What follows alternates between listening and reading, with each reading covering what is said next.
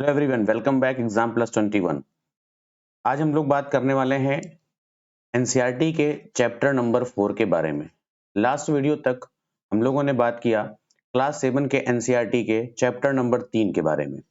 मुगल काल का इतिहास, मध्यकाल का इतिहास। हमने बताया था आप लोगों को कि मध्यकाल का इतिहास दो हिस्सों में बटा हुआ है, राइट। जब विदेशी आक्रमण होते हैं, विदेशी आक्रमण होने के बाद यहाँ पर गुलाम वंश की स्थापना होती है। गुलाम वंश से लेकर के लोधी वंश की चीजों को हम एक हिस्से में डिवाइड करके पढ़ते हैं, जिसे हम दिल्ली सल्तनत के नाम से जानते हैं। और उसी इसी साम्राज्य पर जब मुगलों का आक्रमण हो जाता है, जब मुगल वहां पर अपना शासन अधिपत्य कर लेते हैं, तो उस काल को हम पढ़ते हैं मुगल काल के बारे में, मुगल काल के इतिहास के बारे में, राइट। उस काल में मुगलों के बारे में पढ़ते हैं। तो आज के इस चैप्टर में हम बात करेंगे मुगल साम्राज्य के बारे में कि मुगल साम्राज्य कैसे आया, मुगल कहां से पनपे, राइट। उनकी वंशावलियां क्या थी, कौन कौन से लोग मुगलों में शासन किए, इसके बाद किस तरह से उनमें नए नए चेंजेस आते शुरू हुए, राइट। इसके पहले हम उनके एक संक्षिप्त परिचय को जान लेंगे कि जो मुगल हैं, राइट, उन्होंने अपनी राजधानी को कई बार चेंज किया। जब सबसे पहला शासक वहां पर आता है 1526 ईस्वी में, राइट, पानीपत की लड़ाई के बाद, और वह लोधी वंश के शासक को हराता है, तो सबसे पहले उसकी राजधानी बनती है आगरा। सबसे पहले हम राजधानियों की ही बात कर लेते हैं। आगरा बनती है, जो कि राजधानी रहती है 1571 तक, राइट, 1571 एडी तक। क्लियर। इसके बाद 1571 में वह राजधानी चेंज होती है, राइट, और 1571 में राजधानी बनती है फतेहपुर सीकरी। फतेहपुर सीकरी। इसी क्रम में फतेहपुर सीकरी जो है 1528 तक, सॉरी 1598 तक, 1908 तक, 1598 तक फतेहपुर सीकरी रहती है राजधानी, और 1598 में फिर से राजधानी हो जाती है आगरा। और उसके बाद 1857 तक, यानी कब से, 1648 तक ये राजधानी होती है फिर से आगरा, और 1648 से लेकर के 1857 तक, 1857 एडी तक राजधानी होती है फिर से शाहजहानाबाद यानी दिल्ली, राइट। तो ये उनकी राजधानियों का क्रम रहा मुगल काल में। तो ऐसे बहुत सारे परिवर्तन आपको दिखाई देंगे जो मुगल जहां तक मुस्लिम से संबंधित है, यह मंगोलों के हैं या फिर तैमूर वंश के हैं, दोनों के मिक्सअप हैं, राइट। लेकिन तैमूर वंश को ज्यादा वो लोग मान्यता देते हैं, अभी हम उसके बारे में देखेंगे। तो इसी तरह से इनके धर्म के समूह, कि उनका जो समूह हुआ करता था, उसमें जो है वो किन शब्दों का इस्तेमाल करते थे अपने धार्मिक समूहों में, तो वहां पर हम इतिहासकारों के माध्यम से देखने को पाते हैं कि 1526 से लेकर के 1582 ईस्वी तक, 1526 एडी से लेकर के 1582 एडी तक, इन्हें जो है, इन्होंने इस्लाम नाम के शब्दों का इस्तेमाल किया हुआ है, राइट। इनका जो धार्मिक समूह है वो इस्लाम का है। लेकिन 1582 से लेकर के और 1605 एडी तक, 1605 एडी तक, इन्होंने दीन इलाही अपने आप को, इनके धार्मिक समूह को कहा गया है दीन इलाही। और अगेन 1605 से लेकर के 1857 तक इन्होंने इस्लाम वर्ड यूज किया है, और उसके बाद आज भी वो इस्लाम नाम से ही जाने जाते हैं। तो इस तरह से मुगल जो है अपने राजधानियों को भी परिवर्तित करते रहे और अपने धार्मिक समूहों को भी परिवर्तित करते रहे हैं। अब इनके बारे में अगर हम देखें तो जो भारत सब कॉन्टिनेंटल है, जो भारत उपमहाद्वीप है, इसके अंदर डाइवर्सिटी बहुत ज्यादा है इनके कल्चर्स को लेकर। बहुत सारी संस्कृतियां आप अगर देखे होंगे, या आप अगर इनके पूरे भारत को समझने का प्रयास किए होंगे, तो यह आधुनिक जो है अफगानिस्तान जो अलग देश है, Bangladesh, Bharat, right, Bangladesh, India, Bharat, Pakistan, Tajikistan, ये सारे क्षेत्र जो है मुस्लिमों के अधीन रहे, तब एक ही भारत हुआ करता था, राइट। और उस भारत पर शासन कर पाना किसी एक शासक वर्ग के लिए बहुत ज्यादा बड़ी चुनौती थी, क्योंकि इनके कल्चर्स में बहुत ज्यादा डाइवर्सिटी है, बहुत ज्यादा विविधताएं। आप देखोगे तो मणिपुर में कुछ और संस्कृतियां हैं, दिल्ली की कुछ और संस्कृति है, उत्तर प्रदेश की कुछ और है, अफगानिस्तान की कुछ और है। तो जैसे जैसे वहाँ की जो भी सांस्कृतिक भिन्नताएं हैं, वहां पर शासन कर पाना बहुत ज्यादा कठिन काम होता है। तो इनके जो मतलब कि जिनके साम्राज्य स्थापना है वह बहुत ज्यादा कठिन रही है, लेकिन उसके बाद भी मुगलों ने एक बहुत अच्छे समय के लिए यहाँ पर शासन किया है। आप यहाँ देखेंगे कि 16वीं शताब्दी के उत्तरार्ध में, यानी आप ये मान के चलो कि 1500 के बाद, राइट, उत्तरार्ध में इन्होंने दिल्ली और आगरा से अपने राज्य का बहुत तेजी के साथ विस्तार स्टार्ट करते हैं और लगभग 17वीं शताब्दी में संपूर्ण महाद्वीप, 17वीं शताब्दी वो टाइम होता है 17th सेंचुरी, जब मुगल साम्राज्य बिल्कुल अपने पीक पर हुआ करता था, राइट, अपने पीक पर था। तो इसके बाद आप देखोगे कि धीरे धीरे उनके राज्य का पतन हो गया, राइट, और उसके साथ ही साथ जो इनका एक बेहतरीन ढांचा है वह कहीं ना कहीं बहुत बड़ा एक राजनीतिक धरोहर भी, राइट।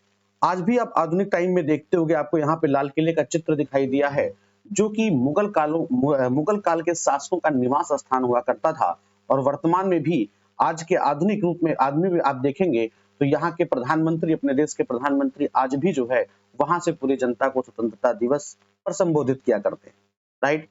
अब अगले बात एनसीईआरटी में लिखा है कि मुगल है कौन, कहां से आए। तो यह माना गया है कि दो महान शासक हैं, राइट। एक तो है मंगोल वंश का, यानी जो इनकी माता का पक्ष है माना गया है वह मंगोल वंश का है, राइट। और मंगोल वंश में जो सबसे बेहतरीन, जो सबसे निर्दयी शासक माना गया है चंगेज खान। तो चंगेज खान के वंशज के रूप में मंगोल की तरफ से, जो इनकी माता की तरफ से था, शायद इनकी चंगेज खान की बेटी रही होंगी या कुछ रही होंगी, क्लियर। चंगेज खान को बहुत क्रूर शासक माना जाता है, वो बहुत ज्यादा नरसंहार में विश्वास करता है, राइट। तो माता की तरफ से चंगेज खान के जो मंगोल हैं, और उसके बाद पिता की तरफ से तैमूर वंश का अपने आप को कहलाने में मुगल काफी ज्यादा प्रशंसा अपने आप को महसूस कराते हैं, क्योंकि लगभग 1398 में 1398 में जो है एक बार उसने दिल्ली पर क्या कर लिया था, कब्जा भी कर लिया, क्लियर। तो ये दो वंशजों की मिलीजुली है, माता की तरफ से मंगोल और दूसरे तरफ से तैमूर वंश के, क्लियर। इसके बाद आप यहाँ पे एक चित्र भी देखोगे कि ये क्या दिखाता है कि जो भी मुगल शासक हुआ करते थे वह अपने को तस्वीरों के माध्यम से अपनी पूरी वंशावली को एक साथ दिखाते हैं। ये ऐसा नहीं है कोई एक फोटो ली गई है, राइट, क्योंकि यहाँ पे बीच में तैमूर खान को दिखाया गया है। अब तैमूर खान इतना जवान है, और यहाँ पे आप बाबर वगैरह को देख रहे हो, ये काफी ज्यादा बुढ़े हैं, अकबर को देखो यहाँ, क्लियर। तो ये इन्होंने अपने वंशावली को लगभग 1700 के आसपास में इन्होंने एक वंशावलियों का प्रदर्शन अपना कर रखा है, और तैमूर को उन्होंने ज्यादा उन्होंने मतलब एक तरह से इंपॉर्टेंस दी है कि हम इन्हीं के वंशजों के लोग हैं, राइट। अब बात की जाती है मुगल सैन्य अभियान के बारे में। तो मुगल काफी ज्यादा लड़ाकू हुआ करते थे, क्योंकि चंगेज भी उसी तरीके का था, लड़ाकू प्रवृत्ति का व्यक्ति था, और तैमूर भी। तो इनके जो भी वंशावलियां रही वो काफी ज्यादा लड़ाकू प्रवृत्ति की थी। तो यहाँ पर यह बताया गया है कि अपने भारत में, इंडिया में पहली बार मुगल शासक बाबर 1526 से लेकर के 1530, इसने जो है 1494 में फरगना राज्य का उत्तराधिकार इसने प्राप्त किया था। तब उसकी उम्र केवल और केवल 12 वर्ष की थी, राइट। फिर मंगोलों की, क्योंकि इसके पिता की जब मृत्यु हुई तो इसने जो है फरगना राज्य का इसको कार्यभार मिला। और मंगोलों की जो दूसरी शाखा थी वो उस समय उज्बेकों के आक्रमण के कारण अपने पैतृक गद्दी उसको छोड़नी पड़ गई थी। तो अनेक वर्ष ये सब भटकते रहे, अलग अलग जगहों पर देखते घूमते फिरते रहे, और फिर 1504 में काबुल पर कब्जा कर लेते। और उसी के बाद 1526 में दिल्ली के उस समय सुल्तान होते हैं इब्राहिम लोदी, जो कि लोदी वंश के हैं, और वहां पर एक युद्ध होता है पानीपत नाम के जगह पर, इसीलिए उसका नाम पड़ा है पानीपत, आधुनिक हरियाणा के आसपास में है, राइट। और दिल्ली और आगरा को अपने कब्जे में ये लोग ले लेते हैं, राइट। आप यहाँ पर देखोगे तो सबसे महत्वपूर्ण चीज यहाँ पे लिखी हुई है कि युद्ध में प्रयोग होने वाले बारूद की तकनीकी 14वीं शताब्दी में लाई गई। आप अगर प्रीवियस ईयर पेपर उठा करके देखोगे तो अप्रॉक्स 2012-14 के आसपास यूपीएससी में एक क्वेश्चन भी पूछा गया है, सीधे इसी लाइन को रख दिया गया है। 16वीं शताब्दी के युद्ध में तोप और गोलेबारी का पहली बार इस्तेमाल किया गया। तो आप ये ध्यान रखिएगा कि पहली बार बारूद की तकनीकी का भारत में 14वीं शताब्दी में प्रयोग किया गया। राइट। और इसका प्रयोग जो है सबसे पहले कहां पर हुआ है, गुजरात, मालवा और दक्कन जैसे प्रदेश में हुआ है। आरंभिक 16वीं शताब्दी में भी बाबर के द्वारा इसका उपयोग किया गया है, कहां पर, पानीपत की लड़ाई में। यहाँ पर देखेंगे कौन कौन से मुगल सम्राट और उनके कौन कौन सी प्रमुख घटनाएं रही हैं, जो कि एनसीईआरटी के माध्यम से इतना ही समझना है इनके बारे में केवल उचित है। ऐसा नहीं कि बाबर के आप पूरे इतिहास को एनसीईआरटी में ही पढ़ना स्टार्ट करो। क्लियर। इनकी अगर प्रमुख घटनाओं को देखा जाए तो बाबर का जो शासनकाल रहता है वो 1526 से लेकर के 1530 ईस्वी तक है। और इसमें जो सबसे प्रमुख कार्य इसके रहे हैं, तो 1526 में पानीपत के मैदान में इब्राहिम लोदी और उसके अफगान साथियों को हराना, 1527 में खानुआ में राणा सांगा राजपूत राजाओं और उनके समर्थकों को हराना, 1528 में चंदेरी में राजपूतों को हराना, और अपनी मृत्यु से पहले दिल्ली और आगरा में मुगल नियंत्रण को पूरी तरह से एस्टेब्लिश कर देना, उनको स्थापित कर देना, ये सबसे प्रमुख काम रहा है किसका, बाबर का रहा है। उसके बाद आप देखोगे कि हुमायूं का जो शासनकाल है वो 1530 से लेकर के, इसका 2 बार शासनकाल चलता है, ध्यान रखिएगा। पहला शासनकाल होता है 1530 से लेकर के 1540 तक, राइट, क्योंकि बीच में इसको शेर खान ने हरा दिया था, राइट। और फिर 1555 से लेकर के 1526 तक 2 बार इसका शासनकाल रहता है। तो हुमायूं ने अपने पिता की वसीयत के अकॉर्डिंग अपनी जायदाद का बंटवारा किया था। उन्हें जितने उसके भाई थे सभी को उसने अलग अलग प्रांत दे दिया गया। जिसमें उसके भाई जो थे उसका नाम था मिर्जा कामरान। उसकी महत्वाकांक्षाओं के कारण हुमायूं अपने अफगान प्रतिनिधियों के सामने बिल्कुल फीका पड़ जाता है। और शेर खान ने हुमायूं को कितनी बार, 2 बार, कब कब, एक बार 1539 में चौसा में, और दूसरी बार 1540 में कन्नौज में। 2 बार शेरशाह सूरी इसको, यानी उसका नाम शेर खान भी है, शेरशाह उसको हराता है। और इन पराजयों ने उसे ईरान की ओर भागने के लिए मजबूर भी किया है हुमायूं को, राइट। तो ईरान में हुमायूं ने सफाविद शाह की मदद ली, एक वहां का शासक होता है। और 1555 में पुनः दिल्ली पर आता है और आक्रमण करता है, और उस टाइम पर जो है उसे जीत लेता है। लेकिन जीतने के बाद उसके साथ दुर्घटना हो जाती है और अपनी ही बनवाई हुई इमारत में जब उसकी इमारत की दीवार गिरती है और उसकी मृत्यु हो जाती है। उसके बाद का शासक आता है 1506 में, राइट, 1556 में से लेकर के 1605 ईस्वी तक शासनकाल होता है किसका, अकबर का, जो काफी ज्यादा फेमस रहा है। और कम उम्र में ही, 13 वर्ष की उम्र में ही अकबर जो है सम्राट बन जाता है। और उसका जो टाइम, जो उसका शासनकाल है, उसको एक तरह से 3 टाइम में डिवाइड करते हैं, 1556 से लेकर के 1570, इसके बाद 1570 से लेकर के 1585 और 1585 से लेकर के 1605। इसमें जो है देखेंगे कि इन तीनों टाइम पीरियड में उसने क्या क्या अच्छी मतलब क्या क्या अपने अकॉर्डिंग अच्छी, राइट, उनके साथ क्या क्या घटनाएं हुई हैं। तो 1556 से लेकर के 1570 के बीच में अकबर अपना, उसका संरक्षक है बैरम खां, और अपने घरेलू कर्मचारियों से बिल्कुल डिफरेंट, अलग हो जाता है और एक अच्छे साम्राज्य की स्थापना भी करता है। और उसी टाइम पे सूरी और अन्य अफगान, उसकी जो निकटवर्ती राज्य हैं, चाहे वो मालवा हो, गोंडवाना हो, और अपने सौतेले भाई मिर्जा हाकिम और उज्बेकों के विद्रोह को दबाने के लिए सैन्य अभियान चलाता है। 1568 में सिसोदिया की राजधानी चित्तौड़ और 1569 में रणथंभौर पर वो कब्जा कर लेता है। 1570 से लेकर के 1585 तक का जो टाइम पीरियड है 15 साल का, उसमें उसने गुजरात के जो प्रसिद्ध सैनिक अभियान मतलब हुए हैं, उसके जो गुजरात की तरफ वो ज्यादा एग्रेसिव हुआ है। और इन अभियानों के बाद उसने पूर्व में जो है बिहार, बंगाल और उड़ीसा तक अभियान चलाया है। और 1579 से लेकर के 80 में मिर्जा हाकिम के पक्ष में हुए जो विद्रोह है उसको और ज्यादा ये कॉम्प्लिकेटेड कर देता है, जटिल कर देता है। 1585 से लेकर के 1605 के टाइम पीरियड में देखें तो उस टाइम पर अकबर के साम्राज्य का विस्तार काफी तेजी से होता है। उत्तर पश्चिम में अभियान चलाए जाते हैं, सफाविदों को हरा करके कंधार पर कब्जा करता है और कश्मीर को भी वह साथ में जोड़ लेता है। मिर्जा हाकिम की मृत्यु के बाद काबुल भी उसके अपने राज्य में मिला लेता है और दक्कन में अभियान की शुरुआत करता है। और उसी के टाइम पीरियड में बाबर, खानदेश और अहमदनगर के कुछ हिस्सों को भी वह अपने शासन में मिला लेता है। अपने शासन के अंतिम टाइम में जो है अकबर की सत्ता जो है राजकुमार सलीम के विद्रोह के कारण बहुत ज्यादा गड़बड़ा गई, बहुत ज्यादा गड़बड़ हुई, और यहीं पर सलीम आगे चल करके सम्राट जहांगीर कहलाए, राइट। तो अगला जो टाइम पीरियड आता है वो किसका है, जहांगीर का, 1605 से लेकर के 1627 ईस्वी तक। जहांगीर ने अकबर के सैन्य अभियानों को काफी ज्यादा आगे लेकर गया। मेवाड़ के सिसोदिया शासक अमर सिंह ने मुगलों की सेवा स्वीकार की। और इसी के साथ में इसके बाद सिखों, अहोम और अहमदनगर के खिलाफ अभियान भी चलाया, जो पूरी तरह से सफल नहीं हो पाए। जहांगीर के शासन में के अंतिम वर्षों में राजकुमार खुर्रम, जो कि बाद में सम्राट शाहजहां कहलाया, उसने विद्रोह किया और जहांगीर की पत्नी नूरजहां ने शाहजहां को हाशिए पर धकेलने का प्रयास किया, जो कि असफल रहे। शाहजहां की बात देखें, उसके बाद 1687 से लेकर के 27 से लेकर के 1658 तक, तो दक्कन में शाहजहां के अभियान बिल्कुल पूरी तरह से जारी रहे थे और अफगान जो है अफजाद खान जहान लोदी ने विद्रोह किया और वह पराजित भी हुआ। अहमदनगर के विरुद्ध अभियान हुआ, जिसमें बुंदेलों की हार होती है और ओरछा पर कब्जा कर लिया गया। उत्तर पश्चिम में बल्ख पर कब्जा करने के लिए उज्बेकों ने विरुद्ध अभियान हुआ, जो कि असफल रहे।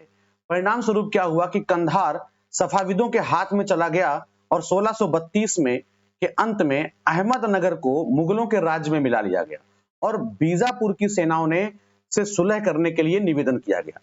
तो आप ये देखोगे कि जो ये 17वीं शताब्दी है, ये जो टाइम है, इस टाइम पर लगभग संपूर्ण भारत पर मुगलों का शासन हो जाता है। 1657 से 58 में शाहजहां के पुत्रों के बीच में उत्तराधिकार को लेकर के लड़ाई शुरू हो गई। धीरे धीरे वहीं से पतन प्रारंभ होने की दिशा में अग्रसर होने लगा, जिसमें पहली बार जो उसके पुत्रों में शाहजहां के जो पुत्र हैं, उनमें जो है जब लड़ाई होती है तो औरंगजेब जो है जीत जाता है, वो विजय प्राप्त करता है और दारा शिकोह समेत उसके तीनों भाई जो उसके भाई हैं औरंगजेब के, उनको जो है मौत के घाट उतार देता है। यहां तक फिर भी व्यवस्था उसके शासन काल में बहुत ज्यादा प्रॉब्लम नहीं आई है। तो शाहजहां को उसकी जो शेष जिंदगी के लिए अपने ही पिता को औरंगजेब ने कैद कर लेता है। कहां पर? उसके ही द्वारा बनवाए गए कहां पे? आगरा में, राइट। क्योंकि जो शाहजहां का है वो सबसे अधिक जो फेमस है ताजमहल, वो उसी ने बनवाया है। क्लियर।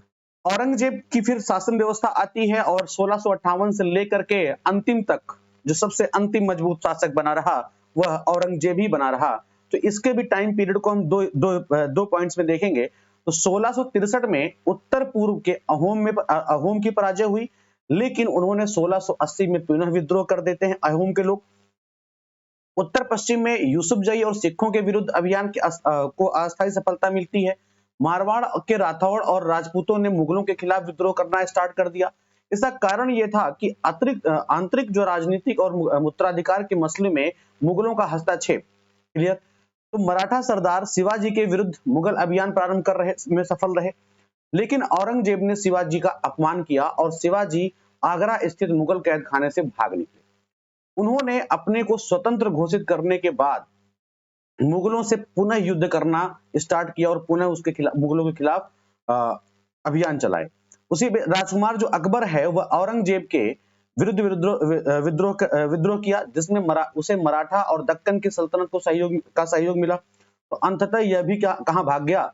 फिर वह सफाविद ईरान, जो सफाविद है वो क्या भाग के चला गया? Iran, right. उसके बाद अकबर के विद्रोह के बाद औरंगजेब ने दक्कन के शासकों के विरुद्ध के लिए सेना भेजी। तो 1685 में बीजापुर और 1687 में गोलकुंडा को मुगलों ने अपने राज्य में मिला लिया। तो 1698 में औरंगजेब ने दक्कन में मराठा और छापामार पद्धति का उपयोग कर रहे थे। उसी वक्त दक्कन में जो मराठा थे उनके विरुद्ध अभियान का प्रबंध स्वयं किया। औरंगजेब को जो है उत्तर भारत में सिख, जाट और सतनामियां हैं, उन्होंने उत्तर पूर्व में अहोम और दक्कन में मराठों के विरोध का सामना करना पड़ा। उसकी मृत्यु के बाद फिर से क्या हुआ? वही चीज फिर से रिपीट हुई और अपने उत्तराधिकार को लेकर के मुगलों में फिर से युद्ध शुरू हो गई। तो जो सबसे बेहतरीन शासन पीरियड माना गया, जो सबसे ज्यादा विस्तार हुआ मुगलों का, वह किसका था? अकबर का था। 1605 में अगर आप उसके शासन काल को देखेंगे तो यहाँ काबुल, कंधार, नीचे गुजरात, सिंध, बरार, है ना, राइट, गोंडवाना, उड़ीसा, बंगाल, पटना, फिर बीच में ये पूरा उत्तर प्रदेश और नेपाल का कुछ हिस्सा, इसके आसपास का फिर कश्मीर, श्रीनगर, ये सारे एरियाज पूरे जो है अकबर के शासन काल में थे, जो सबसे बेहतरीन शासन काल था।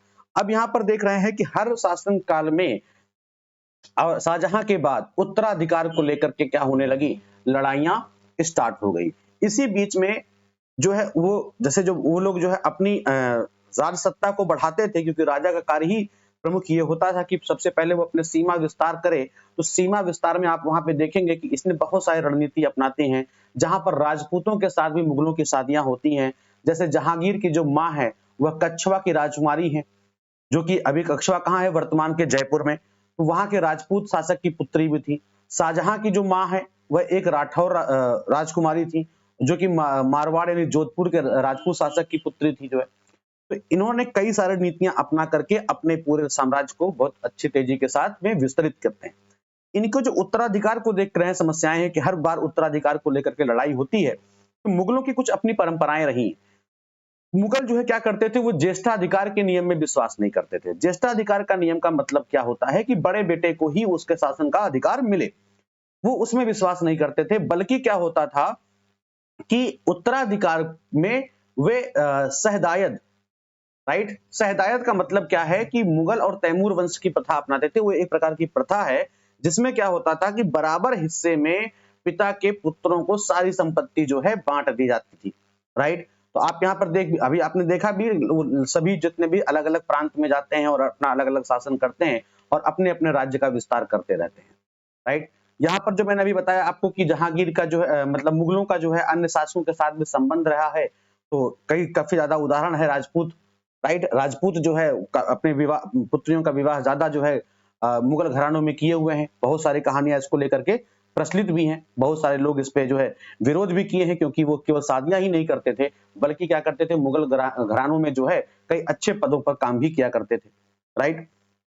तो इसी तरह आप देखेंगे मेवाड़ के जो है सिसोदिया राजपूत जो है लंबे समय तक मुगलों की सत्ता को स्वीकार करने से इनकार करते रहे। लेकिन जब वे हारे तो मुगलों ने उनके साथ सम्मानीय व्यवहार भी किया और उन्हें अपने जागीरें यानी मतलब जगह वतन जागीर के रूप में वापस कर दी और पराजित करके, लेकिन अपमानित होने से बचने के लिए उन्होंने जो है उनके मुगलों के बीच में अपना संतुलन भी बनाए रखा। तो कई सरदारों पर भी उसका अपना वो प्रभाव जो है बढ़ा पाए। तो इसी तरह आप देखेंगे बहुत सारे लोगों ने ऐसा कर रखा है। अब यहाँ पर दो बात निकल के सामने आती है, एक है मनसबदार और दूसरा है जागीरदार। तो ये दो पॉइंट जो है काफी ज्यादा इंपॉर्टेंट हैं और इससे प्रश्न बहुत ज्यादा पूछे जाते हैं, राइट।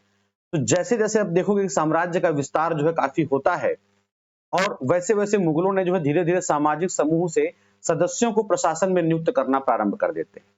तो स्टार्टिंग में तो ज्यादातर सरदार जो होते हैं वो तुर्की थे, यानी ईरानी तुरानी थे। लेकिन धीरे धीरे वो छोटे छोटे समूह के साथ उन्होंने शासक वर्ग की ईरानियों, भारतीयों, भारतीय मुसलमानों, अफगानों, राजपूतों, मराठों और अनेक समूहों को भी वो अपने साथ में जोड़ लिए। जो मुगलों की सेवा में जो करने वाले नौकरशाह थे, जो ब्यूरोक्रेट्स थे, वो क्या कहलाए, मनसबदार कहलाए। ध्यान रखना, जो मुगलों की सेना में या मुगलों की सेवा में जो ब्यूरोक्रेट्स नौकरशाह होते थे वो क्या कहलाए, मनसबदार कहलाए। तो मनसबदार का जो प्रयोग होता है वो ऐसे व्यक्तियों के लिए होता था जिन्होंने कोई मनसब यानी कोई सरकारी हैसियत या कोई पद, कोई पोस्ट उन्हें दे दिया गया।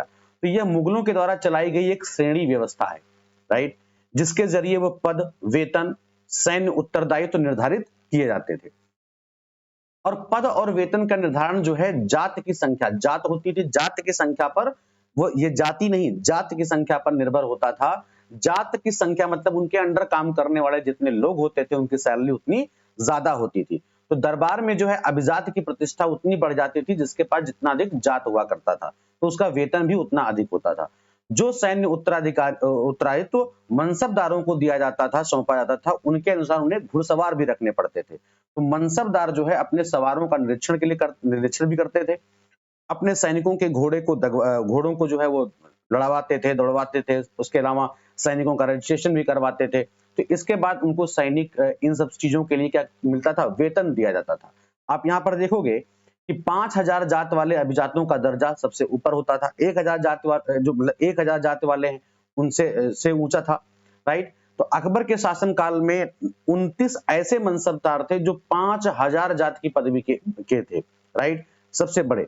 और औरंगजेब के शासनकाल में मनसबदारों की संख्या कितनी हो गई, 79 हो गई। तो सबसे अधिक जो है किसमें रहे हैं मनसबदार, औरंगजेब में, और उससे कम किसमें रहे हैं, अकबर में रहे हैं, राइट। तो जाहिर सी बात है अगर मनसबदार ज्यादा है तो खर्चा भी क्या होगा, बढ़ जाएगा। तो उसके लिए टैक्सेशन में चेंजेस हो गए, इकोनॉमिक चीजों में चेंजेस हो गए, किसानों पर अधिक दबाव पड़ेगा, तो ये सारी चीजें ऑटोमेटिकली होने लगेंगी, जहां तक भी आप सोच सकते हो, राइट। तो मनसबदार जो है अपना वेतन जो है राजस्व एकत्रित करके करने वाली भूमि के रूप में पाते थे, जिन्हें क्या बोलते थे, जागीर बोला जाता था। इसकी बात हम कर चुके हैं, राइट। जो कि तकरीबन जो है इक्ताओं के समान हुआ करता था, इक्ता होती थी छोटी छोटी भू, राइट। लेकिन जो मनसबदार हैं मुक्तियों से अलग होते थे, अपने जागीरों पर नहीं रहा करते थे और ना ही उन पर प्रशासन करते थे। उनके पास अपनी जागीर से केवल राजस्व एकत्रित करने का ही अधिकार होता था मनसबदारों को, और यह राजस्व उनके नौकर उनके लिए इकट्ठा किया करते थे, जबकि स्वयं देश में किसी भी वो भाग में सेवारत रहते थे, राइट। अकबर के शासनकाल में इन जागीरों का जो है सावधानी पूर्वक से क्या किया गया, नियम कानून के माध्यम से इसका सब कुछ लेखा जोखा रखा गया, ताकि जो है जो राजस्व मनसबदार के वेतन के तकरीबन बराबर बनी रहे। राजस्व के शासन काल तक पहुंचते औरंगजेब के टाइम आते आते इनकी स्थिति बहुत ज्यादा बदल जाती है। अब क्या होता है कि जो प्राप्त जो राजस्व है मनसबदार है उनके वेतन से बहुत ज्यादा कम हो गया था, मनसबदारों की संख्या में भी बहुत ज्यादा वृद्धि हो चुकी थी। इस वजह से जागीर मिलने से पहले एक लंबा इंतजार करना पड़ने लगा लोगों को। तो इन सभी कारणों से जागीरों की संख्या में धीरे धीरे कमी होती गई। इसका परिणाम क्या हुआ कि जागीरदार जो जागीर रहने पर यह कोशिश करते थे कि वह जितना राजस्व वसूल कर सके वो वसूल ले। तो इससे बाकी जो जनता है, जो प्रजा है, उस पर क्या हो गया, बोझ बढ़ने लगा, राइट। तो अपने शासनकाल के अंतिम वर्षों में औरंगजेब ने इसमें परिवर्तन पर नियंत्रण नहीं रख पाया, जिस वजह से किसानों के लिए बहुत ज्यादा मुसीबतों का सामना करना पड़ा जो है, और किसान अपने राजा अपने शासक से क्या होने लगे, धीरे धीरे कटना शुरू कर दिए, राइट। यहाँ पे आपको उस तरह के पिक्चर भी दिखाए गए हैं, क्लियर। अब बात करते हैं दो चीजों की, जब्त और जमींदार। तो मुगलों की आमदनी का जो प्रमुख साधन है वह किसान है और उसकी उपज से मिलने वाला राजस्व।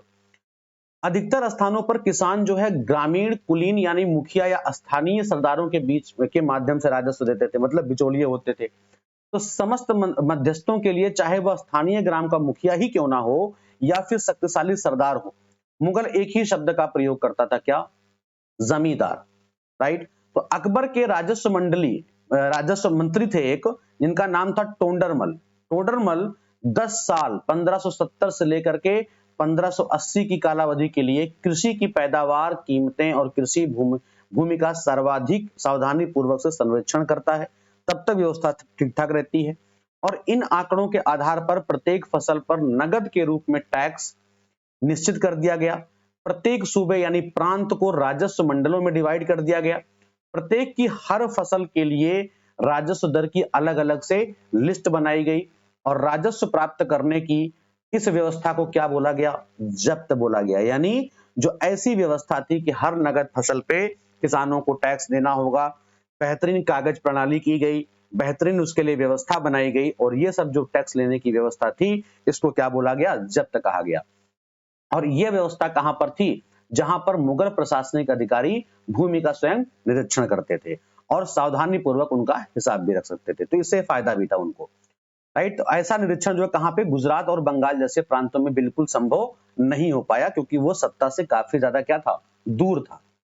कुछ क्षेत्रों में जमींदार इतने शक्तिशाली से प्रभावी थे कि मुगल प्रशासकों के द्वारा शोषण किए जाने की स्थिति में वे विद्रोह कर सकते थे, इसलिए भी वहां पे वसूली कर पाना क्या है, कठिन काम है। तो कभी कभी एक ही जाति के जमींदार को और किसान मुगल सत्ता के खिलाफ मिलकर विद्रोह कर देते थे। 17वीं शताब्दी के आखिर टाइम पर किसान विद्रोह ने मुगल साम्राज्य को अस्थायित्व चुनौती दे दी। यानी इतिहास भी गवाह है कि अगर किसान अपने आंदोलन को बेहतर तरीके से करना स्टार्ट करे और किसान अगर सत्ता के विपक्ष में उतर जाएं तो शायद सत्ता डगमगा सकती है। इस लाइन पे आप ध्यान दे सकते हैं क्योंकि आज 1 मार्च 2021 को ये वीडियो मैं शूट कर रहा हूं, राइट। इसके बाद दो चीजों के बारे में भी है, अकबरनामा और आईने अकबरी, क्लियर। अकबर ने अपने करीबी, उनके मित्र हैं और दरबारी भी हैं, उनका नाम है अबुल फजल, उनको आदेश दिया था कि शासन काल का वो पूरा इतिहास को लिखेंगे। तो अबुल फजल ने इस इतिहास को 3 जिल्दों यानी 3 अलग अलग किताबों में लिखा है और इसका शीर्षक क्या है, अकबरनामा। पहली जिल्द यानी पहली किताब में अकबर के पूर्वजों का बयान है, यानी उनके पूर्वजों के बारे में लिखा गया है। दूसरी अकबर के शासन काल की घटनाओं का विवरण है और तीसरी जिल्द जिसे आईने अकबरी राइट। तीसरी जो जिल्द है, जो तीसरी किताब है, उसे आईने अकबरी कहा गया है, जिसमें अकबर के प्रशासन, उसके घराने, उसके सेना, उसके राजस्व और उसके साम्राज्य के भूगोल इतिहास का विवरण मिलता है। इसमें समकालीन भारत के लोगों की परंपराओं और संस्कृतियों का भी बहुत ज्यादा विवरण है। तो आईने अकबरी का सबसे रोचक आयाम है अनेक प्रकार की चीजें, यानी फसल, पैदावार, कीमत, मजदूरी, राजस्व का और सांख्यिकीय विवरण। तो ये इतनी लाइन आपके लिए बहुत ज्यादा इंपॉर्टेंट है। डेफिनेटली एक बार अगर अकबर से प्रश्न पूछा जाएगा तो यहां से प्रश्न जरूर आता है। उसके बाद से बात करते हैं अकबर की क्या नीतियां रही हैं, राइट। तो प्रशासन में जो मुख्य अभिलक्षण अकबर के जो बताए गए हैं और इसकी विस्तृत वर्णन अबुल फजल की अकबरनामा विशेषकर आईने अकबरी में है। ये मैंने अभी बताया आपको। अबुल फजल के अकॉर्डिंग साम्राज्य कई प्रांतों में डिवाइडेड है, बटा हुआ है, जिसमें जिसे जो है सूबा कहा गया है, राइट। और सूबों के प्रशासक को क्या कहते हैं, सूबेदार कहा गया है, जो राजनैतिक और सैनिक दोनों प्रकार के कार्यों का निर्वहन करते थे। प्रत्येक प्रांत में एक वित्तीय अधिकारी है, जिसको क्या बोला गया है भाई, दीवान कहा गया है। और कानून व्यवस्था बनाए रखने के लिए सूबेदार को अन्य अफसरों का सहयोग भी मिलता था, जैसे बख्शी। बख्शी कैसे बोलते हैं, एक शब्द ध्यान रखिएगा, बख्शी मतलब सैनिक वेतनाधिकारी, सदर मतलब धार्मिक और धर्मार्थ किए जाने वाले कार्यों का मंत्री, फौजदार यानी सेना नायक, और कोतवाल यानी नगर का पुलिस अधिकारी, राइट। इसके बाद यहाँ पर विवरण है किस चीज के बारे में, इसी बीच में जहांगीर के दरबार पर नूरजहां का इंपैक्ट, इसको थोड़ा सा रुक के देखते हैं, पहले अकबर की कुछ और चीजों को देखते हैं। तो अकबर का जो अभिजात है वो बड़ी सेनाओं का संचालन करते थे, बड़ी मात्रा में राजस्व खर्च करते थे। जब तक वे वफादार रहे तब तक तो सब कुछ ठीक चलता रहा, लेकिन 17वीं शताब्दी का अंत होने लगा तो कई अभिजातों ने स्वतंत्र ताने बाने अपने मन का स्टार्ट कर दिए। तो साम्राज्य के प्रति उनकी वफादारी धीरे धीरे निजी हितों के कारण क्या पड़ गई, कमजोर पड़ गई। क्लियर।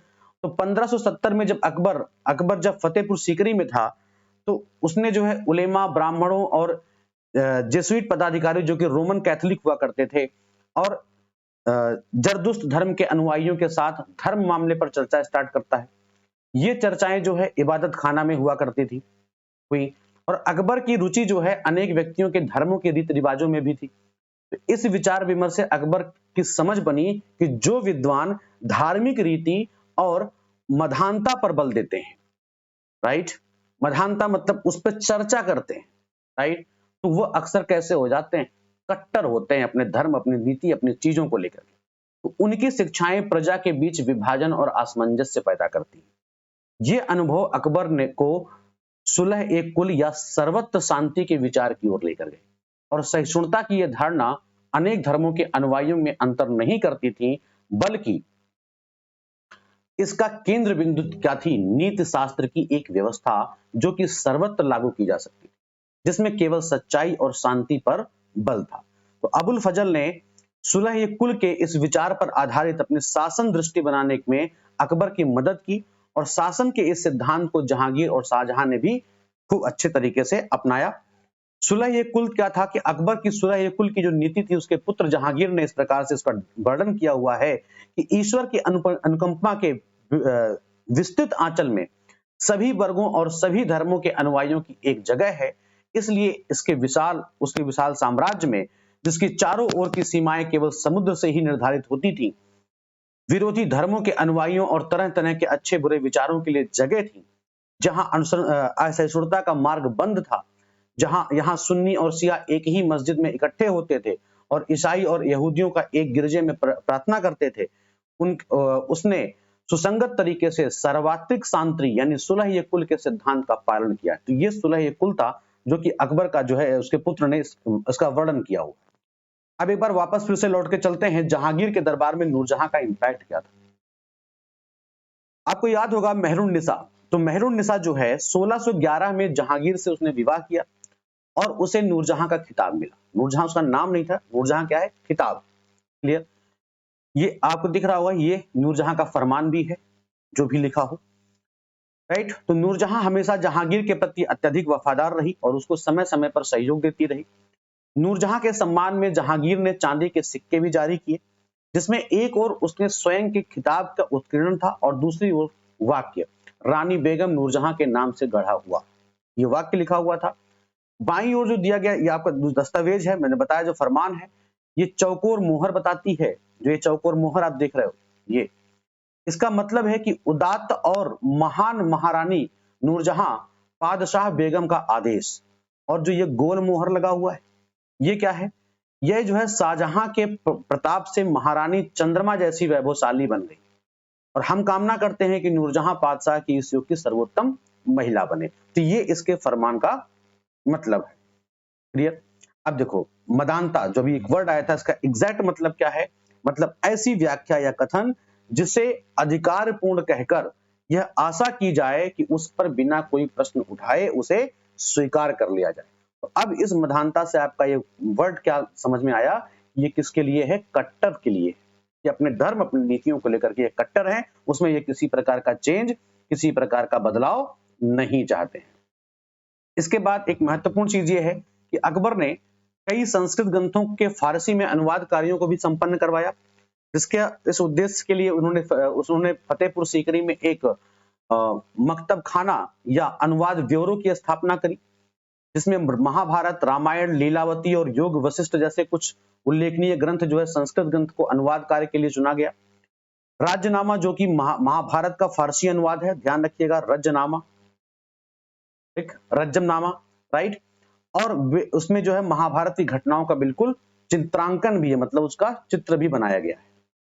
अब इसके बाद जब अकबर का टाइम पीरियड खत्म हो जाता है तो 17वीं शताब्दी और उसके बाद मुगल साम्राज्य कैसा होता है उसके बारे में यहाँ पर विवरण है कि मुगल साम्राज्य की जो प्रशासनिक और सैनिक कुशलता है, सैनिक कुशलता के फलस्वरूप आर्थिक और वाणिज्यिक समृद्धि में वृद्धि हुई। विदेशी यात्रियों ने उसे वैसा धनी देश बताया जैसे कि किस्से कहानियों में वर्णित होता रहा, लेकिन यही यात्री इसी प्रचुरता के साथ मिलने वाली दरिद्रता को देख करके बिल्कुल हतप्रस्त हो गए। सामाजिक असमानताएं बिल्कुल साफ दिखाई पड़ रही थी। शाहजहां के टाइम में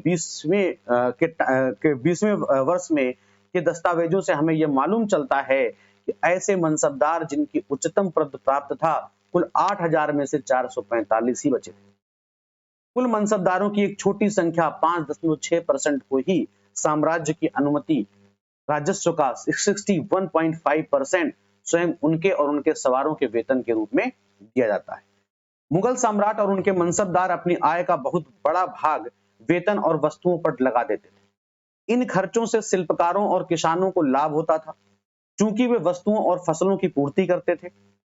लेकिन राजस्व का भार इतना अधिक था कि प्राथमिक उत्पाद यानी किसान और शिल्पकारों के पास निवेश के लिए बहुत ही कम पैसा बचता था। इससे वो बहुत ज्यादा गरीब हो गए और साथ ही साथ जो गरीब लोग थे मुश्किल से ही अपना पेट भर पाते थे। तो वे उत्पादन शक्ति बढ़ाने के लिए अलग से संसाधनों में, औजार और अन्य वस्तुओं में निवेश करने की बात वो सोच भी नहीं सकते। तो ऐसी अर्थव्यवस्था में ज्यादा धनी किसान, शिल्पकारों के समूह और व्यापारियों और महाजन जो है अधिक लाभ उठा पाते थे, बाकी गरीब लोग उतना नहीं उठा पाते। मुगलों के जो कुलीन वर्ग के हाथों में बहुत धन और संसाधन थे, जिनके कारण 17वीं सदी के अंतिम वर्षों में अत्यधिक शक्तिशाली हो गए। जैसे जैसे मुगल सम्राट की सत्ता जो है पतन की ओर बढ़ती चली गई, वैसे वैसे धीरे धीरे उनके क्षेत्रों में सम्राट के सेवक स्वयं ही सत्ता के शक्तिशाली केंद्र बनने लगे, जिसमें कुछ ने नए वंश स्थापित किए और हैदराबाद और अवध जैसे प्रांतों में अपना नियंत्रण जमाया। लेकिन दिल्ली के मुगल सम्राट के उसको स्वामी के रूप में वो मान्यता हमेशा देते रहे। अलग अपना राज्य बना लिया, अपनी सत्ता स्थापित कर ली, लेकिन केंद्र के रूप में वो दिल्ली को ही अपना सम्राट बताते थे। तो 18वीं शताब्दी तक साम्राज्य के कई प्रांत अपनी स्वतंत्र राजनीतिक पहचान वो बना चुके थे, राइट, जिसके बारे में हम आगे के चैप्टर्स में देखेंगे। अब उस टाइम के राजा और रानियों की बात करते हैं तो 16वीं शताब्दी में मुगलों के लगभग समकालीन संसार में कई भागों में कई महान राजा रानियां हुई, जिसमें ऑटोमन तुर्की के सुल्तान सुलेमान, जिनका शासनकाल 1520 से लेकर के 66 तक है, उनके राज्य में ऑटोमन राज्य के विस्तार कहां पर हुआ? यूरोप की ओर। उसमें उसने जो है हंगरी को अपने राज्य के साथ मिलाया और ऑस्ट्रिया को घेर लिया। उसकी फौजों ने बगदाद और इराक को भी हथिया लिया। मोरक्को तक उत्तरी अफ्रीका का बहुत बड़ा हिस्सा ऑटोमन सत्ता को मानने लगा। सुलेमान ने ऑटोमन नौसेना का पुनर्गठन किया। यहाँ पे ध्यान रखिएगा, ऑटोमन नौसेना का पुनर्गठन किसने किया था? सुलेमान ने। पूर्वी भूमध्य सागर के इलाकों पर इस नौसेना के प्रभुत्व की वजह से स्पेन के साथ उसकी प्रतिस्पर्धा हुई, कंपटीशन हुआ। अरब सागर में इस नौसेना ने पुर्तगालियों को चुनौती दी। सम्राट को अल कानूनी यानी विधि निर्माता का खिताब दिया गया, क्योंकि उसके शासनकाल में बहुत बड़ी संख्या में नियम कानून बनाए गए थे। इन नियमों का उद्देश्य यह था कि बढ़े हुए साम्राज्य के अनेक क्षेत्रों को ध्यान में रखते हुए प्रशासनिक तरीकों का मानकीकरण हो, ताकि किसानों को बेगार और भारी करों से बचाया जा सके। आगे चल करके जब 17वीं शताब्दी में ऑटोमन क्षेत्रों में जब सार्वजनिक व्यवस्था का पतन होता है, तो सुलेमान कानूनी के काल को आदर्श शासन काल के रूप में याद करने लगे। राइट। तो अकबर के अन्य जो समकालीन शासकों के बारे में अगर देखें तो उस समय इंग्लैंड के शासक कौन है? रानी एलिजाबेथ 1558 से लेकर के 1603 तक। ईरान का साफिदवाद शासक शाह अब्बास जो कि 1588 से 1629 तक। और इससे कहीं ज्यादा विवादास्पद कौन है? रूसी शासक जार इवान चतुर्थ बेसिलिएविच का शासनकाल कब से है? 1530 से लेकर के 1584, जो कि इसे एक और नाम से पुकारा गया, इवान दी टेरिबल। राइट। ये थी आपके paper number chapter number 4, right, मुगलों के बारे में। यहां पर जो आपको शब्द निकल करके आते हैं वो कौन से हैं? मुगल, मनसब, जागीरदार, जात, सवार, सुलह-ए-कुल, ज्येष्ठाधिकार, सहदायद, जब्त और जमींदार। ये कुछ आपके महत्वपूर्ण। इसके बाद आप इन सारे क्वेश्चंस को लिख सकते हैं। लिखने के बाद ये नीचे जो नंबर स्क्रॉल हो रहा है इस पर आप व्हाट्सएप भी कर सकते हैं। मिलते हैं फिर नेक्स्ट वीडियो में। Thank you for watching.